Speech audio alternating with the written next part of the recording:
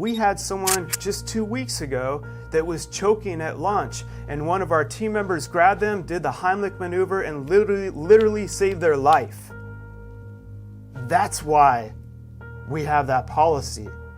That's why it's so important that you have to show up or make sure that you have it prepared, that someone else there is trained and competent and in your place, because we're working with the lives of human beings. Again, as you do this more and more, you put the time in on these different things, it builds the trust. And another key to delegation is, I've heard an analogy like a rope. And it's like at first you're teaching them stuff and you have the rope closer in. And you're micromanaging at first, but it's not in a negative way. And over time, as they're understanding, as you see them doing it right more and more, as you're building more trust, inspect what you expect, then you continue to release the rope a little more. And it's like, okay, but you don't ever completely let go. You always still keep your thumb on the pulse, or you make sure your head leader still has the thumb on the pulse. Not micromanaging, but you check in and you make sure, okay, cool. Maybe you shadow on something and realize, oh, they were doing awesome here. They did this one thing in the wrong way, and that makes for a great coachable moment. And so you talk to them one-on-one in a great way. You're able to coach them. And if they're willing to grow, that's the key. If team members are willing to grow and be coachable, then you can take them so far. If they're not willing to grow, if they're not willing to be coachable, and you continue to do everything you can do, don't continue to waste your time with them.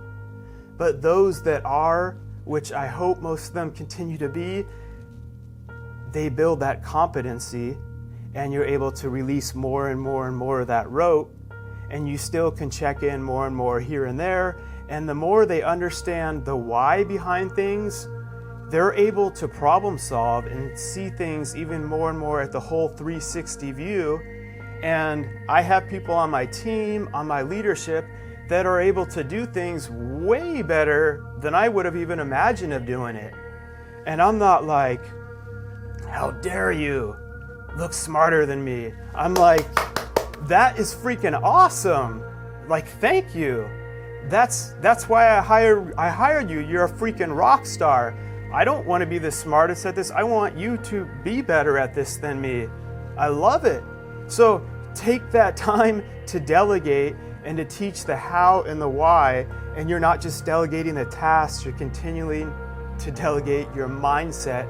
And really, overall, over time, what you're wanting more and more isn't so that you're the only one that's the firefighter putting fires out all day long.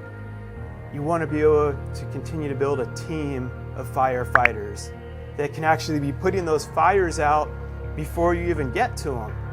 And the best thing is when you don't even have to see it, and they're like, oh, hey, by the way, had a fire last week.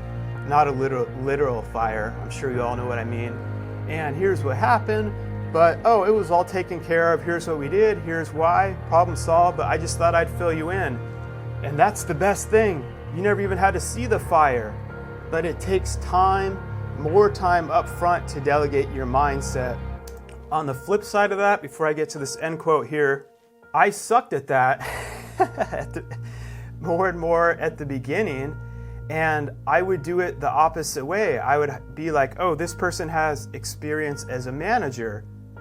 We need a manager. You're hired. Get to work.